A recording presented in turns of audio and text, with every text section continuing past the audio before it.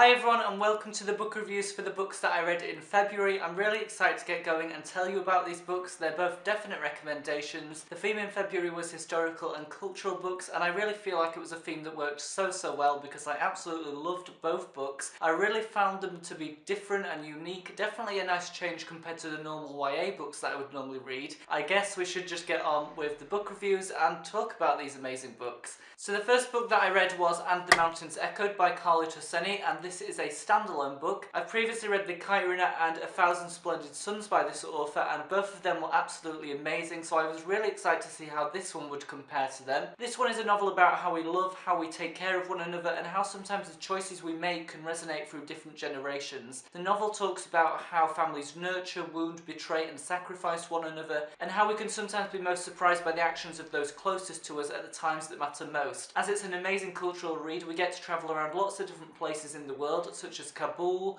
and Paris and San Francisco, as well as the Greek island of Tinos, and all of these are amazing. The plot definitely gets more emotional with each turning page. Definitely a really intriguing concept. So first of all, let's talk about the absolutely amazing characters, which I loved reading about. Each character was so well developed, great backstories and histories behind each single character, and I really loved reading about these and getting to know the characters as the book progressed. What I also really loved about this book was that each character was very precise and there for a purpose. There wasn't characters there for the sake of it, they were all necessary and central to the plot, which was great to read about, and I think it made them easier to connect with them because I just feel like I really liked them more, and there wasn't loads of characters to get confused with. There was just enough, and definitely Abdullah and Parry were amazing. As I expected from the plot, this was very dramatic and emotional, just like Khaled Hosseini's previous two books. I really enjoyed the plot direction and reading about what happened for the most part of the book. Generally, it was very interesting and very intriguing. The themes and ideas explored in this book were also fantastic, definitely got me thinking about lots of different things. They were just really thought-provoking and great to read about. However, I am going to be honest and say that I don't know if the plot was as good as his previous two books. There was something missing in this book that was in the others. I'm not too sure exactly what it was, but I feel like the others maybe had a bit more impact.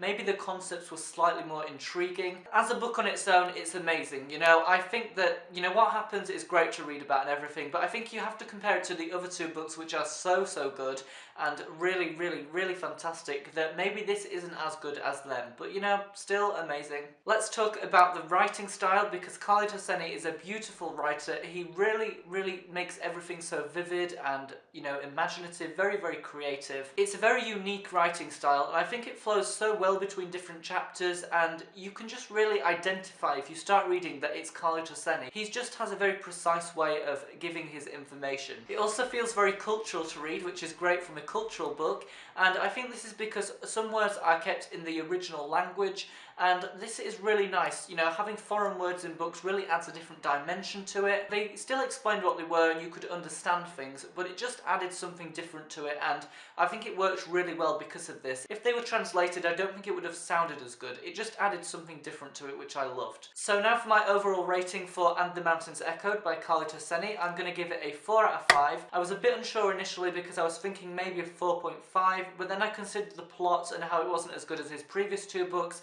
and then I thought maybe not, maybe it will get a 4 instead. I would still recommend this book. It's not something I would say don't read. I just think read his other two books before this. I think that the other two are just slightly better, but still an amazing read. Really enjoyed it. So now let's move on to the second book that I read this month, which was The Angel's Game by Ruiz Zafón. This is the second book in the Cemetery of Forgotten Books series, and it's an absolutely amazing trilogy, definitely one I would recommend. However, I do want to say I'm sorry because in the book haul I explained this book incorrectly.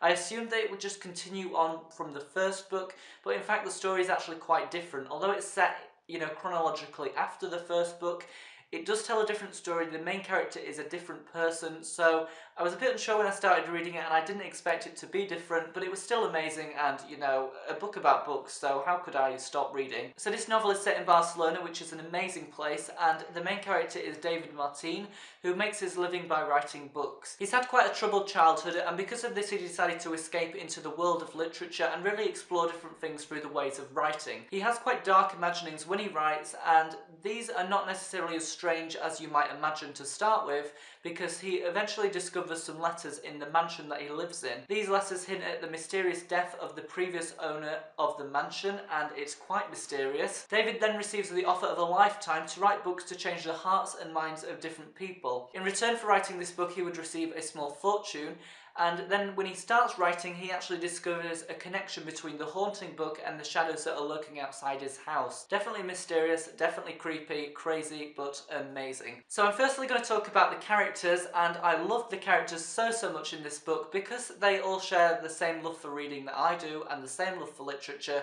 It's so easy to connect with them, and I really feel that Ruiz Zafón has moulded characters into characters that readers can easily fall in love with. Each character is definitely precise in terms of how they're presented and portrayed. I really found it very intriguing to learn more about each character as the book progressed, and also some of the characters from the first book were actually in this book, which was really nice to see because you could really see how they developed since the first book, how they changed over time. I definitely think that, you know, although it can be read as a standalone book because it's a sort of different story, I would recommend reading the first book first because you would understand some of the references a little bit more. In terms of the characters, you would just connect with some of them that were in the first book slightly more. So the plot in this book was definitely full of mystery and intrigue. I had lots of questions going through my mind as I read this book, and hopefully I think most of them were resolved. I think some of them maybe not, but you know, it's a mysterious book and some things have to be left open because of that. As well as being a very intense read, I felt that there was also lots of great themes woven into what was happening in the book. It really showed the importance of having a passion for literature and what literature has the power to do. It was just perfect for all avid readers. Definitely books about books are amazing, you know,